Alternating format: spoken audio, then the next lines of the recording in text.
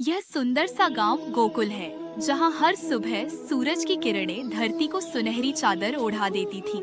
यहीं रहते थे हमारे प्यारे कान्हा, जो अपनी मधुर बांसुरी की तानों से हर दिल को मोहित कर देते थे।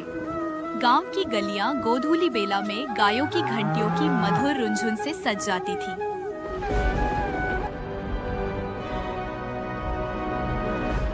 वहीं यमुना जी में एक भयावह रहस्य छुपा हुआ था।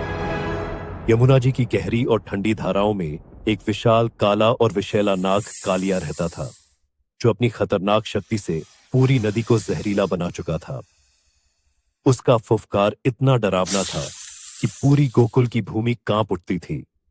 कालिया नाग ने यमुना जी को इतना जहरीला कर दिया था कि न तो पशु पानी पी सकते थे, न लोग। उसका काले विष से भरा श्वास नदी के हर कोने को गंदा कर देता था। गोकुलवासी इस भयावह स्थिति में जी रहे थे, लेकिन कोई भी कालिया नाग का सामना करने का साहस नहीं कर पा रहा था।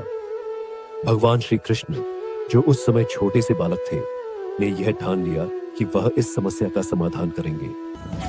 कृष्ण के भीतर एक अद्वितीय शक्ति थी, जो सामान्य मनुष्यों के लिए अकल्पनीय थी।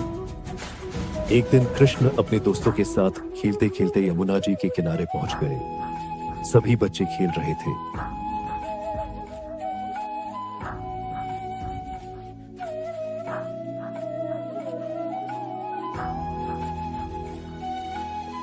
लेकिन कृष्ण ने नदी में छलांग लगा दी। जैसे ही कृष्ण पानी में उतरे, कालिया नाग ने उन्हें देखा और तुरंत अपनी विशाल, मोटी और लहराती त्वचा के साथ उनकी ओर रेंगते हुए बढ़ा। उसका शरीर काले रंग का और विषैले विष के धुएं से लहराता हुआ था। वह कृष्ण को अपनी पैनी कटीली दांतों से डसने के लिए झपटा, लेकिन कृष्ण का दिल कभी नहीं डरता था।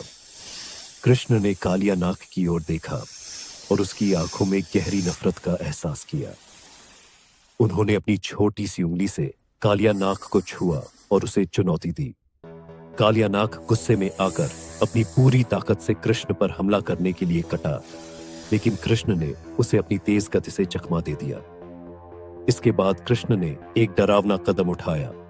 वे अचानक कालिया नाग की विशाल पीठ पर कूद पड़े और नृत्य करना शुरू कर दिया।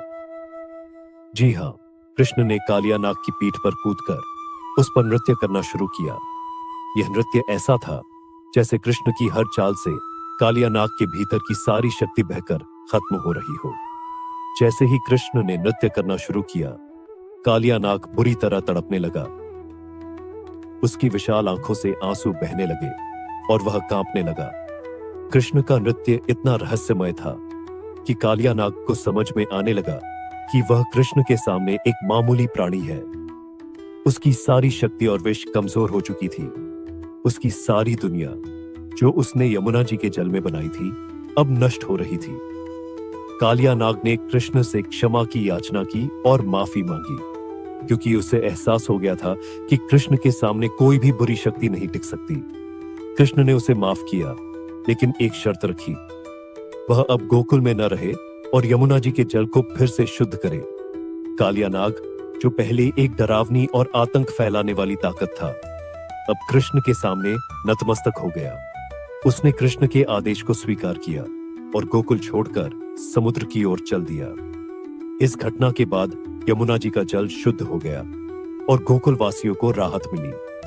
कालिया नाग के जाने के बाद गोकुल में फिर से सुख शांति लौट आई और कृष्ण की महानता का इतिहास गांव-गांव में गूंजने लगा।